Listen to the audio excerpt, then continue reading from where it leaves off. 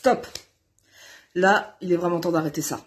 Il serait temps d'arrêter d'utiliser des mots qu'on ne comprend pas pour justifier nos opinions, tels que le mot sionisme, sorti de nulle part, ou des fois on utilise ce mot à tort et à travers sans connaître sa signification. C'est vraiment incroyable de voir à quel point le mot sionisme est utilisé à toutes les sauces, tout le temps, tout le temps, tout le temps.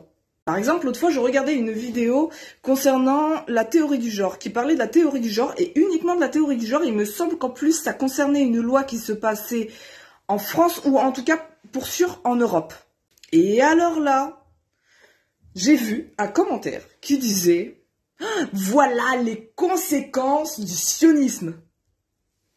Le rapport? Alors, je tiens à préciser, voilà, pour améliorer votre niveau de culture, que le sionisme, c'est le simple fait de reconnaître la légitimité à l'existence d'un État juif. Donc, à partir de ce moment-là, dites-moi en quoi c'est criminel, génocidaire, colonial, ou ce que vous voulez, expliquez-moi. Vous reconnaissez la légitimité à des États musulmans d'exister. En soi, c'est bien, j'ai rien à dire sur ça. Vous reconnaissez la légitimité à des États chrétiens ou christianisés d'exister. Et c'est très bien. Vous reconnaissez la légitimité à des États bouddhistes ou hindouistes, communistes ou même des États laïques d'exister. Et encore une fois, c'est tout à fait honorable. Mais alors pourquoi un seul État juif? Alors là, non, les juifs, ils n'ont pas le droit d'avoir leur État. Et après, on vient me dire que l'antisionisme n'est pas de l'antisémitisme. Ah ouais, bah alors c'est quoi? Et puis quand ça parle de colonisation, il faudrait peut-être connaître l'histoire de la Palestine. La Palestine a été créée par l'Empire romain au 1er siècle après Jésus-Christ,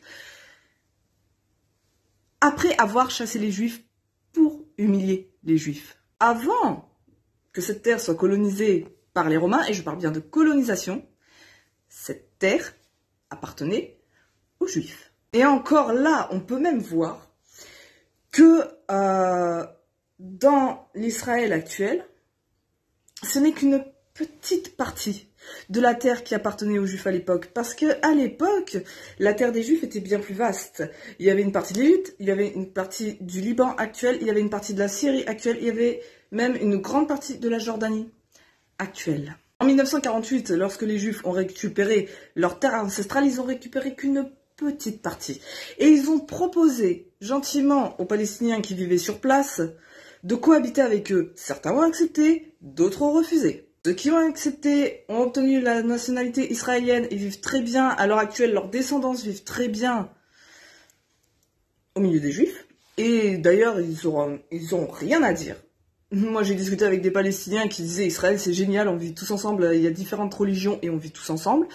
Et puis après, il y a ceux qui ont refusé, qui, eux, dès le lendemain, ont déclaré la guerre à Israël. Ce sont aujourd'hui ceux que tu retrouves qui ont été déportés à Gaza et en Cisjordanie, tout simplement pour la sécurité d'Israël. Mais il y a plein de Palestiniens qui vivent au sein même d'Israël, qui se sentent très bien intégrés, qui se sentent très libres et qui pourront vous dire que cette histoire d'apartheid,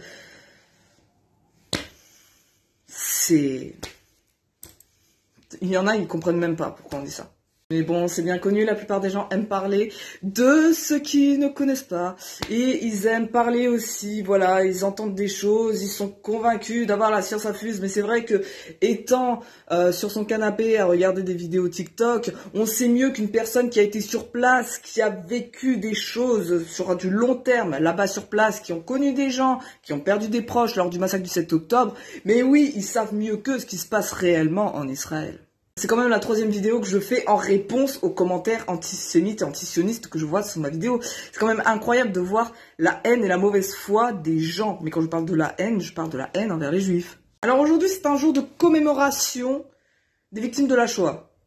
Et en parallèle, je vois sous ma dernière vidéo des commentaires antisémites, des insultes envers les Juifs.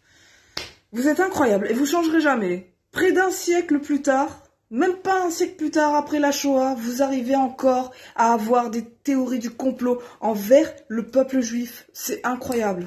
Les discours d'aujourd'hui sont les mêmes qu'à l'époque. Ça n'a pas changé. On va toujours accuser les juifs. Toujours, de faire ci, de faire ça. Toujours, c'est toujours la faute des juifs. Bon, après, je peux toujours remercier ces gens, au moins vous me donnez des idées de vidéos à faire, déjà. Et ensuite, avec vos vagues de commentaires, vous me faites monter l'algorithme. C'est bien, grâce à vous, bientôt, je vais bientôt avoir plein de vues, plein d'abonnés. Non mais c'est bien, c'est bien. Merci, merci. Et puis en plus, en voyant toute votre mauvaise foi et votre haine que vous avez, bah, en fait, vous me montrez juste que j'ai raison et que je fais bien de continuer. Ah, et puis une dernière chose, j'aimerais bien aussi qu'on m'explique la logique, qui est de... Vous voyez un drapeau, direct... Ouais, t'encourages les meurtres d'enfants, t'encourages la colonisation, t'encourages un génocide. Alors, je sais pas si vous êtes au courant quand même que le taux de Palestiniens, de la population palestinienne à Gaza, notamment, augmente d'année en année, et dans un génocide, ça régresse, ça augmente pas. Et puis, ce qui me fait bien rire aussi, c'est que c'est bien de vous me parler du drapeau, encore une fois. Mais le drapeau... Si vous affichez, si vous faites une vidéo avec un drapeau de l'Algérie derrière ou quoi, parce que vous aimez ce pays, je prends l'Algérie, attention, j'ai pris l'Algérie, j'aurais pu prendre n'importe quel pays, me faites pas, là, on connaît sur les réseaux sociaux, les gens ils aiment bien sortir une phrase de leur contexte et dire « Ah, elle a parlé sur l'Algérie !» Non, j'ai pris le drapeau de l'Algérie, je pourrais très bien parler de l'Espagne, de la Roumanie, que sais-je, le Japon, ce que vous voulez. Un pays, c'est un pays. Un drapeau, c'est un drapeau. Ce drapeau, il représente un pays.